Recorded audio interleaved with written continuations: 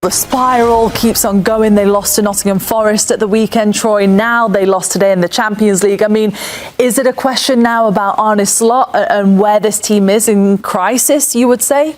Yeah, it's definitely crisis. It's definitely people hitting the panic button and being a little bit scared. I think it's unfair to blame it all on Arne Slott. I think you have to look at the players in this moment, because when players do well, it's like the players. When players do bad, it's bad coach, bad system. They don't know what they're doing. I think the biggest thing for me over it all is the types of goals that they're letting in and the lack of actual desire to keep the ball out of the net. It seems entitled at this moment in time. It feels like they've won the league. They feel like, right, we've signed all these players. People should come here and be inferior. Actually, at that point, you're the target on people's backs. We've been there when you're playing against the big team, the champion, the one that everyone already says you're being written off. You go there and you try your best just to beat them, and you play that extra 5%. My worry is this, right? Who is this guy? Who is Arne Slott, right? Is he the guy that won the Premier League in his first season, that the players respect and fight and had Salah firing on all cylinders? Or is he a guy that maybe is not as good as we all thought, and that was Klopp's doing last year? I think that's everyone's question, right? When you see the results the way they're going, 3-0 to Crystal Palace, just lost 4-1. They lost 3-0 not long ago. They lost Man United at home as well. Can I just throw one question at you there? Sorry. So you just said that there. Or, who is Mo Salah? Is this Mo Salah that we see playing for a contract, or Mo Salah that's got a contract? But I think we have a large sample size of Mo Salah. No, I agree. But do you get my point? It's always, when it's good, it's, is this guy, and Mo Salah was great. I agree with you. Van Dijk was great. When it's bad, it's manager's bad. Yeah, no, I agree. The players have to take responsibility for sure. They play the game at the end. And all the players, Virgil van Dijk, some of the recovery runs at the end, the casualness, everyone has to take responsibility for sure. You can't lose games at Anfield. I don't remember a time at Anfield. Anfield was an easy place to go, where teams had their tails up going to Anfield. Anfield is just one of the scariest places to go in European football ever. And that hasn't been in the last few weeks. I just wonder, are you on the camp of, and if you're a Liverpool fan at home or whoever, you're watching the Champions League tonight, do you believe that Arne Slott is going to get them out of this, that he's the real legit deal, the guy for the job moving forward? Or do you believe that was Klopp's work and this guy's in trouble right now, big trouble? What do you think? I'm not so sure. At the moment, for me, the way I see the results and the players, their reaction to stuff, to me, it looks like he doesn't know what he's doing. He's in over his head, and the players are a little bit given up. That's the way it looks to me. I know it's a smaller sample size, right? And he won he won the Premier League last season, but I think I might be more in the camp that was Klopp's work. He didn't touch anything, came in, let guys play, had a talented squad, obviously, take nothing away from the team and from him.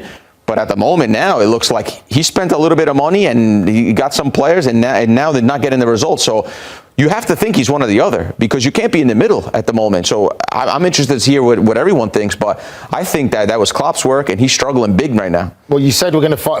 We need to know who Arne Slott is. This is the moment we find out. Because like Grella said, he inherited Klopp's team, didn't have to make a lot of changes, very easy last year. Now they get some new signings in. It's your job as a manager to know how to embed these signings in and bring them in. It hasn't been great for Liverpool from the start of the season. The one game that they did play, where you'd have to say they actually played a great game, was in the Champions League against Real Madrid at home. But for all the other games from the start of the season, from Premier League and Champions League, we can't say they look completely convincing. And I think I know when we say sometimes, it's not that you lose, it's how you lose. That's the worrying thing about today.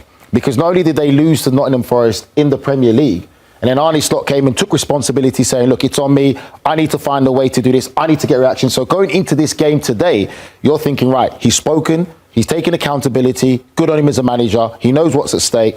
You go into the game today and you look at this performance, they were out-fought, they were out-battled. It looked like on the sideline, like he didn't have a clue himself. The players who were playing amazing last year are not playing nowhere near that same level. And it's just not just one or two players that you can say, I can change those one or two players. It's the entire team. Take out Szoboszlai, the only player who can come out of that unscathed. It's the entire team. McAllister, Gravenberch, Konate, Van Dijk, Kirkes, all the players are not performing to a level. They're getting out-fought physically, second balls. They just don't look like a team. And I'd say the third goal they conceded today, sorry, Poppy, the third goal they conceded today just epitomises Liverpool right now. When Konate gets caught out of shape, then Van Dijk and Konate are getting in each other's way like under 16 players. The shot goes off and the PSV player gets a simple tap in. That is just when a team is in complete disarray right now. and everyone's looking at everyone, and that's one of the problems. Yeah, well, speaking of that, let's just hear from Curtis Jones and his post-match thoughts on how the team did today. We just wanted to be a man out there and just wanted to tackle someone and just be a dog out there. And it's not always the fact that, you know, I've got these lads who are nice on the ball that, you know, we just play, like go and smash someone and you know, it comes from me as well. I'm not saying that the other lads have to go and do it, because I'm the exact same boat that, you know, that the lads are looking at me as well, say go on then, smash someone. So, you know, it's got to be on me and the rest of the lads to change this around, to not be so nice where teams are coming here thinking, oh, we're going to win here, we're going to score 2, 3, 4 goals.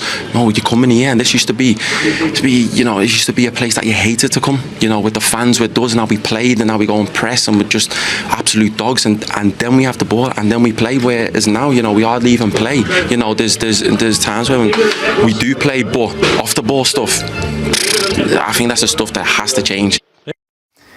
Ooh. It's refreshing, isn't it, obviously, to hear him speak so candidly, but there's so many things that you could pick out of that, Troy, and think, well, wow, we all sat here wide-eyed, like we can't believe that he's speaking like that, but you can sense the frustration and the confused Yeah, the confusion there is obviously is fair, but, you know, he's a midfielder. He's been asked to play out of position at times as well, go and help him right back today. And you know, you're talking about going and smashing people, and that's a term for basically what you can't ever get away from in football is being able to work hard, run and get after someone, leave a little bit on someone to leave a bit of a message. For me, where it falls empty, and I've done those interviews where after the game you're emotional, you're frustrated, he's just speaking and he's not really thinking, which is great because you get the real truth. But you could go and do that. You could be the one that goes and smashes someone. You could be the one that runs over somebody. You could be that energizer buddy. So I think the encapsulation of what he's just said there, while he's right on so many fronts, is that they haven't hit rock bottom yet. And there's a little thing that you have to do. You go through your ego phase. You go through it will get all right soon. And then you get into the, oh God, we're in trouble. Then you get into, let's all go home and look in the mirror. Let's stop talking. Because we've had Virgil van Dijk come out a few weeks back, question Wayne Rooney about his abilities and whether he feels he was over the top. You've heard these talk afterwards about having an individual meeting with the players. So you've done that box. You've had the manager come out and tick the box of going, I take responsibility. Now all he is have to go home tonight, embarrassed, ashamed, and go, right, we got to get to work. Have they lost control? I wouldn't say they lost control. I look at that interview there, I'll use 2 words, frustration and emotion. And that's a young lad who's come through the academy, he's a Liverpool fan. Isn't that a loss of control? I would say for me, it's just youthfulness. Emotional control, it's youthfulness in that sense there. And I understand what you're saying. They're lacking dogs of war, but he's not lying. He's not lying. And I know what Troy is saying, but he had to play right back today. It's hard when you're playing right back and you're not in the middle of the pitch, being involved in the heart of the game to really kind and have an impact. Yeah, but the goals come down that side of his pitch. But the goal we see there comes from that side of his pitch. But he's talking. But again, he's playing out of position. He's playing out of position. I think he wants more from his teammates. The one thing he didn't do is position, right? I did. You played out of position. I did. In those moments, did you stop running? Did you not be able to make a tackle? No, I never stopped. But they're the things he's talking about. So that's what I'm saying. If it's a tactical one, he got caught at the back post because there was a cross, or he went running inside and someone slipped it. That I can take, he's out of position. But the things he's speaking about is the hard work and the basics. Okay, no, but it's bigger than him though, Troy, because I think for me, he doesn't want to name his teammates. But the reality of it is he's saying that the demand from other teammates is just not there. Everything that we talk about, the basics, they're not doing the basics. That for me is a passion of like, you need to tackle, like run. It's all great you're on the ball when you got the ball, but it's out the ball is our problem right now. And he's putting a demand on his teammates. It's very clever in how he did it in a way. But I know what he's trying to say is certain players are not doing it. It's clever. I mean, that interview is the opposite of being clever. I mean, that's what we're saying. I just said it's emotional and critical, but I'm saying that he didn't name no names. If you were the manager and you heard that interview from one of your players, you'd be like, uh-oh, this is a bad reflection on me. Because the manager's already said stuff from the week before going into this game. What's happened tonight is a couple bad things. Not aside from the result and the way, like you spoke about, not only the result but the way they lose, right? But then this interview is just as bad because this is he's screaming out these things that this team is not doing. And obviously he feels like he needs to scream it out because that message is not getting read by the teammates or by the management or by whatever. He's basically, it's like a cry like, hey, this is not where we should be, and this is not, we're not doing the things we should be doing at this club. Like desperation. This is, by the way, a direct reflection, and I agree with you about the players have to perform better. This interview for me is a direct reflection on the manager. Okay, but then it looks like a sloppy house. It looks like if I'm a manager, I don't want to see that interview from my. Okay, it looks like I lost total control. How bad is it from the manager when he used to moan a few weeks ago about how teams are playing against us? How are you moaning about how teams are playing against you and you don't like that? I agree. When you're the manager, so he already did that and put himself in that situation. That's why he looks bad on the manager. Here's a clip, by the way, as well, of the fans leaving Anfield. I mean, how many times have we seen this in the past decade where the fans are leaving early because they've seen enough? Yes, okay, there's only 5 minutes to go. But they're a passionate fan base, and they don't leave, and they are. Yeah. It's tribal up there. The Scouts are tribal to their teams. I think again, I think the easy way to do it is go manager. And by the way, I take all of your points. But my frustration with players in general is we go when something's bad, manager. This is very generic. Manager. When it's good, this player's fantastic. You never hear when it's good, oh, look at the framework that the manager gives them, look at all of the days off, or any of this stuff that they're doing. When it's bad... But we've said that about Arteta. We've sat here and said one of the reasons Arsenal's doing so well is because of Arteta. But also, on the flip side to that, he said, we haven't won anything yet. Be careful, it's too soon. He's just won something with the same team last year. The one person's name, and again, he's got to think this is a personal attack, it's not, that I don't hear anyone talking about is Mo Salah. Okay, I agree. Hold on, let me stop you 1 second. I thought you were going to say... So the biggest underperformer, I was just going to ask you, the biggest underperformer from last year to this year is Mo Salah. By far. So this whole thing breaks down if Mo Salah's not playing well. Yep. And to me, that's a worry.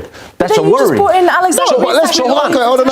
Is what Arne Slott did getting masked by Salah scoring unbelievable amount of goals, and obviously now he's not doing it, and now all of a sudden nothing works. There's more to that than meets the eye as well, though, because let's be real, because you did an analysis last season where we said about Mo Salah how much of a defensive liability he is, and this year it's even worse that he's not coming back.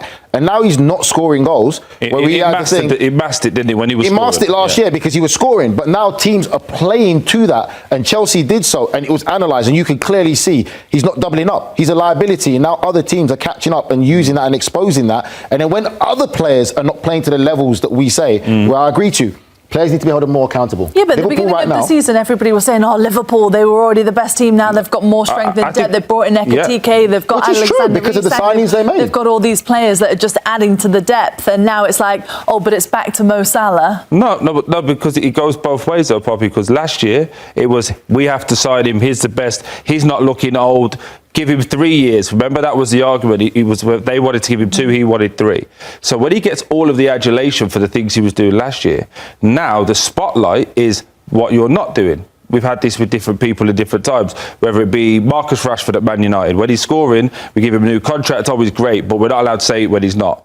Do you get what I mean? And now he's in this situation where he's not performing. He's not. Many people aren't, but he's not doing interviews. He's not taking accountability of going, right, don't let Curtis Jones go and do it. I'll go and stand up. We've seen Virgil van Dijk many times all the time doing it. But what I'm saying is, who's allowing this guy to continue to perform poorly, continue not to talk to the manager? That's the manager. That's the point. He's 100% right. I agree with that because there's times when people would have said Mo Salah should have been dropped. He should have been dropped because he's not been playing well. Once, and he deleted all of his Instagram pictures. He should have been dropped. And that's the reality. Because that's the encapsulation of it. You said there's times he's been dropped. He's been dropped once against Frankfurt in the Champions League. He deletes all his Instagram posts. So now you said it's the manager. Okay, so arguably my best player, probably the greatest player Liverpool ever had. If I don't treat him the way he wants to, he throws his toys out the Prem. But now what do you do?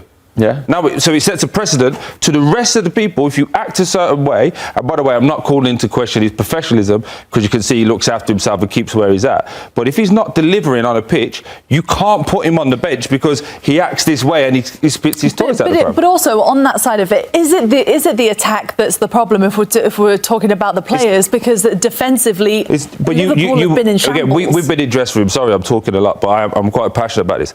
Whenever you play a game, right, and as strikers, forward players, the manager will go, defence starts with you. You have to set the tone with the press. You have to set where it's going. And if, let's just say Salah in this situation, is allowed to get away with it once they go past him, now what? Now you go to your midfielders, right, cover two people. Yep. Go do 1.5 jobs. The second you stop doing that, and again, you've been in there as players, if that person over there scoring, Mo Salah scoring last year, you don't say a word. Yep. You go, I don't mind doing the water carrying because that guy's going to get us over the line. The second it stops, everyone goes, why am I doing too many jobs and he's not doing one? I mean, they've conceded 7 goals, haven't they, in the last 2 games? It's been poor. There was no reliance for him last year, and then let's not sit here and act like he didn't have issues with Jurgen Klopp himself. Yeah. The great Jurgen Klopp that they loved, him and Mo Salah fell out at times as well. It wasn't like a bed of roses. Why? Because he dropped him as well. He dropped him at West Ham, but he kicks off. So the second you don't start him, it's a problem. It's accountability. And there was a lot of turmoil, wasn't there, with the contract situation that played on for so long. We are live on YouTube. We've got a comment, Del Boy. 400 million spent to make Liverpool weaker. Diaz's sale was a huge mistake, and Liverpool needed an athletic defensive midfielder and a top-tier defender to be able to rotate a key amount of players, not unproven players. Proven though. I'd love to ask this guy the question. I wish he was here to say, at what point did you say we need a holding midfielder? Because last year being spoken about was the best midfield in the league. Well, before that they did try to go for Lavia as well at Southampton, but obviously that was two seasons ago. Yeah. And Caicedo. And they tried to get Jude Bellingham. But my point is that's the season before this season. This is before last season. The last season, no one said this midfield's not good enough. 100%. It was a great job by Arne Slott getting the best out of Gravenberch. Gravenberch and McAllister, yes, but then again, putting it on their doorstep like you like to, they are not performing nowhere near the level that they're supposed to be. 100%. There's a poll as well. Should Arne Slott be sacked? Let's have a look at the results on YouTube. 62% of you say yes. Just very quickly, where do you fall on this? Oh, here's a comment. Slott is being found out this season is not as good as winning the league in his first season suggests. I wouldn't say he should be sacked. No, but again, my worrying thing is I take it by game by game. After what's happened against Forest, and I look at this game today, and I look at the players' reaction and his reaction and stuff, it's worrying. I find it very hard that he's going to be able to turn it around because he's tinkered his team, he's changed it so much. Massive game at the weekend. Yeah. Massive game at the weekend. If you find it so hard, though, that you think that it's so hard for him to turn it around, I agree with you. Well, then you're saying you don't see it, and that's what I'm saying. You're either in one camp or the other with him. Yeah. You're either thinking last year was a Klopp fluky job from Slott, or you're thinking that he's not the man for for the job.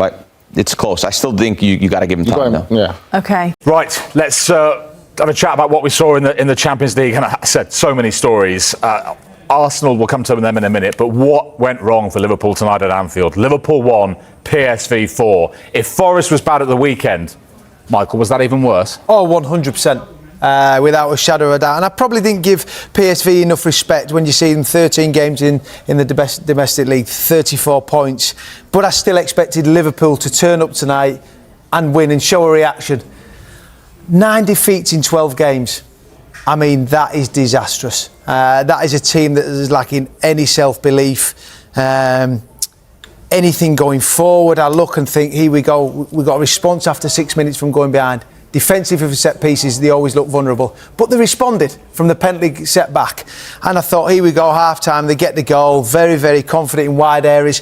Pretty much what I saw at the weekend against Nottingham Forest. But then second half, I expected them to come out and hit the ground running.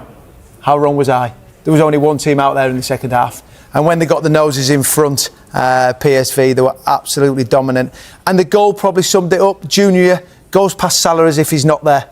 I mean, it's on the halfway line, so you think, all right, he's an attacking player, you don't have to defend. Trust me, when you're in the rut that they're in at this moment in time, you defend, you scrap, you fight, you kick the ball out of play, you do whatever you want to do to try and get a result. And they didn't show that. And the ball from from Junior that gets inside for Gus Till, Kirke switches off, he gets inside and he puts the ball in the back of the net. And from that moment, then you think, can they respond? And Liverpool just haven't got that fight at the moment. They haven't got the belief individually and collectively. And then the mistake from Kanate and he gets taken off. And I just look round and I think Arne Slott has to make changes now. He has to bring Robertson in. He has to bring Joe Gomez in. Because these players, we touched on it before, all of us, about confidence. And they are low. This is a real challenging time for Arne Slott. Don't get me wrong, we touched on Diego Jota. They're real challenging time. But when you're a manager, you have to try and galvanise his team. You have to try and bring some belief back. And 9 defeats in 12 is really, really hard for him at this moment in time. 9 defeats in their last 12 games, 4 in the last 6 at Anfield, and that's their joint biggest Champions League defeat tonight, Michael. I heard Arne Slott say in the week, we are not the sort of club where losing can become the norm. You look at that, it's becoming the norm. Listen, we sat here and praised him for everything he did last season. Quite incredible, the impact he made in his first season in English football. But how long can this carry on for at Liverpool football? Well, the next 3 league games, West Ham, Sunderland, Leeds. If he goes drastically wrong in those 3 games, Arne Slott will be in big trouble. Look, I'm not talking about getting rid of him. There will be big talks going on. I listened to Virgil van Dijk come out after the game at the weekend saying, look, individually you have to take responsibility. Of course you do as players. When you cross that white line and you were in a position at half-time, I would expect Arne Slott saying, lads, great response. You go down, what do you show? You show a desire and a fight, and they showed that. They showed anything but in the second half, and that is unacceptable. At Anfield, to lose 4-1 against PSV after being 1-1 at half-time, and they looked like they were in cruise control. I thought they were going to win it comfortably. Yeah. And at this moment in time, they have to find something. They have to find that inner belief from yourself. You've got to go home, look at yourself and go, did I do enough there? Individually they didn't, and collectively. I don't care whether it be from back to front, Virgil van Dijk as a leader, people running past him. And I just think sometimes you try too hard. He was making decisions there that when I was going through hard times, this is one of the best centre-backs that I've spoken about ever to play in the Premier League. And we're just not seeing it at this moment in time. Steven Gerrard's just been talking about it. He says that Liverpool back 4 that finished that game is not a Liverpool back 4. They've conceded 4 goals tonight. You talk about changes. I mean, clearly that's where it's got to start. But do the answers lie within, or is January the only way out of this? Well, he's brought Frimpong in. He's injured. You've got Conor Bradley who's injured. Those 2 players would start ahead of Curtis Jones at right back. It was Szoboszlai on Saturday against Nottingham Forest. I looked at the team before and I thought he's probably played Kirkes to try and give him some confidence, because I'm sure Arne Slott thought we'll turn up tonight, we'll put a good performance and we're back to winning ways. We'll leave Andy Robertson out, and I think Andy Robertson has to come into the team just to help Virgil van Dijk at this moment in time. Do you know what I mean? Andy Robertson looked like he was out the door in the summer, and I'm so glad he stayed, because all of a sudden he has 1 bad season after being there for what? I don't know, probably 10 years. Arguably one of the best left backs in the world for many of them as well. Then all of a sudden he comes as a dip in form last year when they win the Premier League. How does that happen? Kirkes comes in because he does well, and I think he needs taking out the firing line. Pressure needs to be taken off at your time. Let some experience, let other people come in and take the roles and try and get this club back to where we all expect Liverpool to be. With Kirkes, there's probably another 19 clubs who would have took Kirkes. Yeah, but we talk about managers being at a Brentford, a Bournemouth, a Brighton. You're going to Liverpool, one of the best clubs in the world. Scrutiny is on you, week in, week out, minute after minute. And if you're not winning, and that's not Kirkes' fault, don't get me wrong, I'm not putting it all on the new players. Kirkes, Vert, Ekitike, Isak. You need to have it collectively to try and get this winning mentality, and it helps. And it's more. Mikel Arteta has made it clear that Arsenal will need to unleash their complete player against Bayern Munich. The Gunners host the German champions at the Emirates Stadium on Wednesday, and one man in particular could be decisive. Ebereki Eze, described as a very complete player by teammate Mikel Merino, is emerging as one of Arsenal's most dangerous weapons ahead of their Champions League clash with Bayern.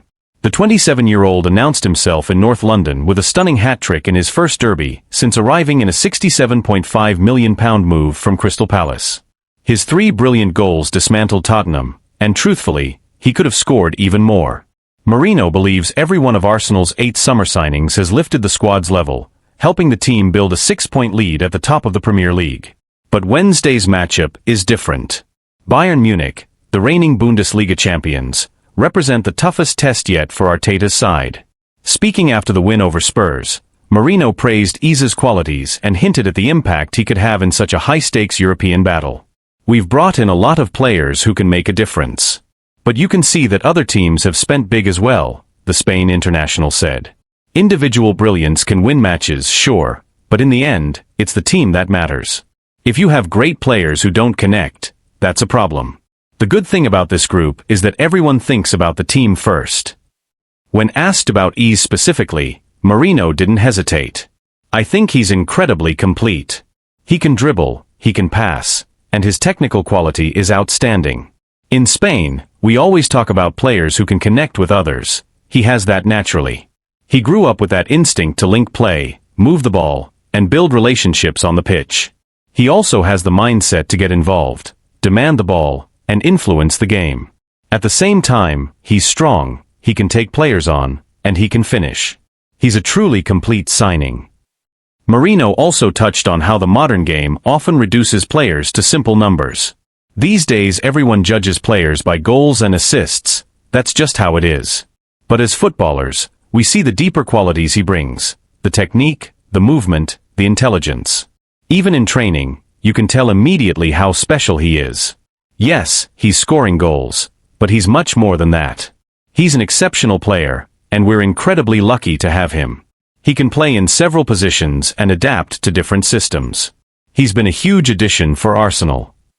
Beyond the technical qualities, Marino believes Iza's attitude and the healthy competition within the squad will be crucial in Arsenal's title push. You can hear the calm in Eberechi's voice and see it in the way he carries himself. He's confident, grounded, and every morning we sit together in the sauna at the training ground and talk about everything, he added with a smile. He's a great guy, already fully integrated, and we need players like him. Competition is fierce. There's so much quality in this squad. That's exactly what the manager wanted, as many top players as possible, all ready to play. It makes his decisions tough, choosing who starts and who doesn't, but it also pushes every one of us to give our best in every session. And that's why we're improving as a team. As Arsenal prepare for Bayern's arrival, Arteta is facing one of the most delicate balancing acts of the season. The squad is healthy, competition is fierce, and expectations have never been higher. But behind the scenes, there is a growing sense that Iza's versatility and calm presence may be essential against a Bayern side known for controlling the tempo in big European nights. Arteta himself has hinted at Iza's importance without naming him directly. After the Tottenham victory, the manager spoke about the need for players who can break pressure, dictate rhythm, and stay composed when the game becomes chaotic. Those inside the club believe those comments were aimed at Iza as much as anyone. The coaching staff has been particularly impressed by how quickly he has adapted to Arsenal's positional play structure, a system that demands far more tactical discipline than what he was used to at Crystal Palace. Analysts at the club point to his growing influence not only in the final third, but also in build-up phases, where his ability to glide past pressure could help Arsenal bypass Bayern's aggressive midfield line. There is also an awareness that Bayern's fullbacks tend to push high, leaving spaces between the lines. Iza's skill set, sharp turns, deceptive acceleration, and precise final balls, could be exactly what Arteta needs to exploit those gaps. Outside the club, pundits have already started circling Wednesday's match as a defining moment for the £67.5 million signing. Some believe that if Iza can impose himself on a Champions League quarter-final against Bayern Munich, it will confirm his arrival among Europe's elite creative players. Former players have echoed that sentiment. Several ex-Arsenal figures, speaking on television over the weekend, highlighted the need for someone who can change the temperature of the match with a moment of calm or an unexpected burst of creativity. Iza, they argued, is one of the few in the squad capable of both. Meanwhile, Bayern Munich come into the match with their own confidence. Their midfield trio has been one of the most dominant in Europe this season, and they have shown a repeated ability to suffocate opponents early. That dynamic is precisely why Arteta may lean on Iza's composure. When the game tightens, Arsenal will need a player capable of slowing it down, protecting the ball, and finding solutions in tight spaces. Within Arsenal's dressing room, Marino's praise reflects a broader consensus. Senior players have reportedly been struck by Iza's humility and work ethic, qualities that have helped him integrate seamlessly into a squad that already had strong internal chemistry. Staff members describe him as someone who never forces the game and lets the match come to him, characteristics that could prove invaluable in a high-tension Champions League tie. As kickoff approaches, the narrative surrounding the match has shifted. What began as a test of Arsenal's resilience has quietly become a spotlight on whether Iza can elevate them in Europe the same way he has in the Premier League. For Arteta, the equation is simple. If Arsenal are to overcome Bayern, they will need more than intensity. They will need control. They will need creativity. And increasingly, they will need the completeness Iza brings to every phase of the pitch. Whether he starts in a wide role as a floating midfielder, or even as an interior playmaker, the expectation is the same. Iza will have to find the spaces others cannot, and influence the game in ways that statistics alone will not capture. The stakes are high, the opponent is formidable, and the spotlight is intense. But within the walls of London Coney, the belief is growing that this is exactly the kind of stage Eberechi was signed for. Martin Odegaard is nearing a return to action after suffering a medial collateral ligament injury in Arsenal's 2-0 win over West Ham earlier in October. Yet, 3.5 years after Mikel Arteta named him captain, the Norwegian finds himself in an unfamiliar position. His place in the starting lineup is no longer guaranteed. For the first time since joining the club permanently from Real Madrid in August 2021, there is real debate over whether he remains an automatic choice for Arteta's 11. Odegaard, now 26, has been central to Arsenal's resurgence under Arteta, the conductor who shaped the team's rhythm through some of their most fluid football.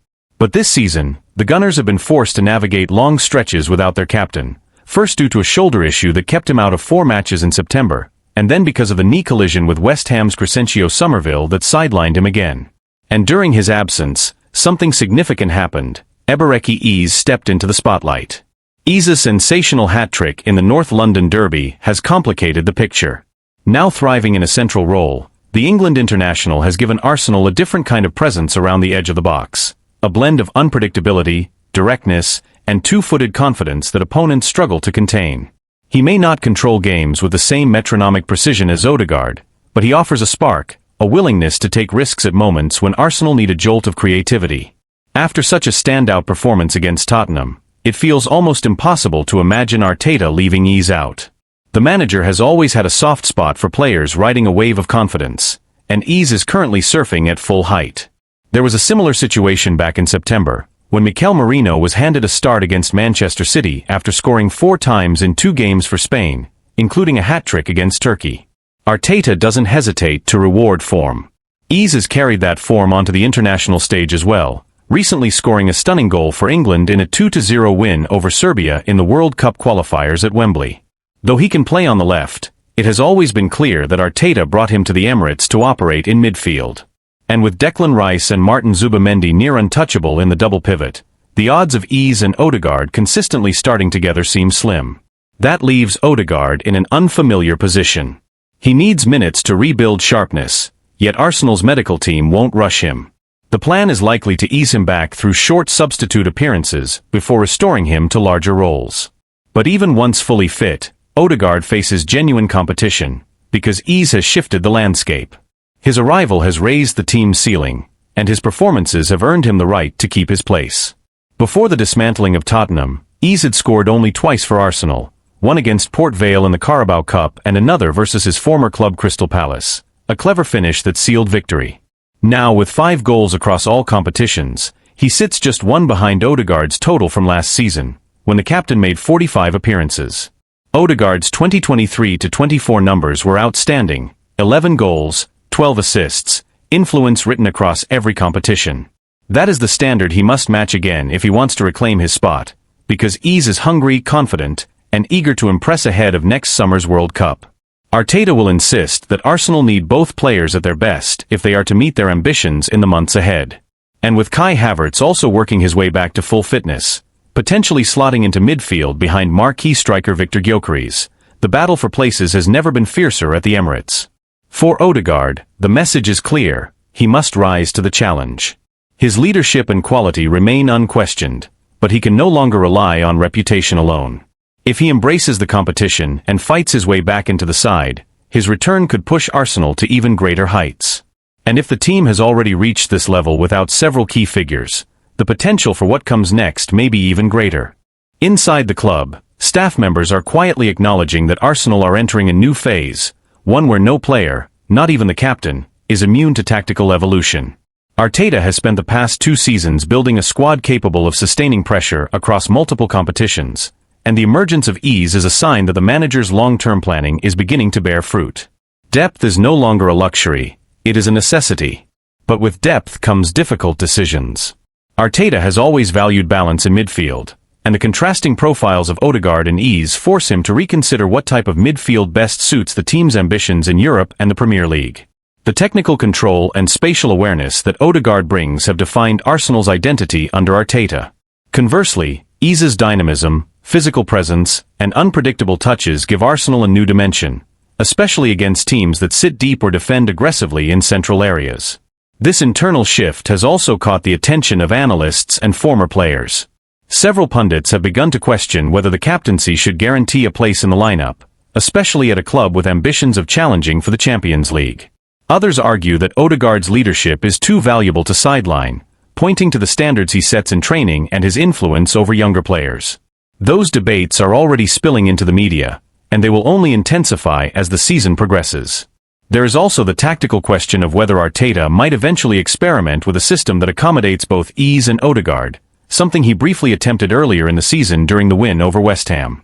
But with Rice and Zubimendi forming an almost impenetrable midfield pairing, any reshuffle risks destabilizing the defensive structure that has made Arsenal one of the most resilient teams in the league.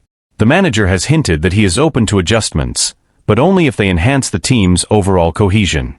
For Odegaard himself, the challenge is as much psychological as it is physical. He has worked hard to cultivate an image of calm authority, a leader who raises the level of those around him through clarity and consistency.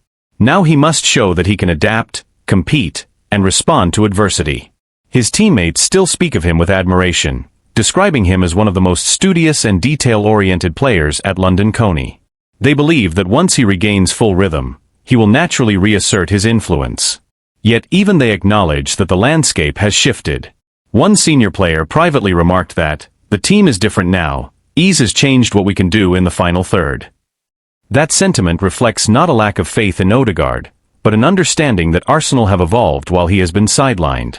For Arteta, the ideal scenario is straightforward: a fully fit Odegaard competing with a fully confident Ease, creating a level of internal competition that lifts the entire squad. The manager often speaks about the need for healthy tension among his players, pressure that keeps standards high without fracturing unity. The arrival of Victor Gyökeres, combined with the recovery of Havertz, only amplifies that dynamic. Arsenal's season will almost certainly hinge on these midfield decisions. With Champions League knockout matches approaching and the Premier League title race tightening, Arteta must decide not only who starts, but what kind of identity he wants his team to carry into the defining months of the campaign. The next few weeks will reveal whether Odegaard's return sparks a resurgence or a battle for relevance. If he manages to reclaim his place, it could serve as a reminder of why Arteta trusted him with the armband in the first place. If he struggles, it will underline how rapidly Arsenal are progressing, and how little room there is for sentiment at the highest level. Either way, the captain's response will shape not just his future, but the trajectory of a team that believes it is on the brink of something significant.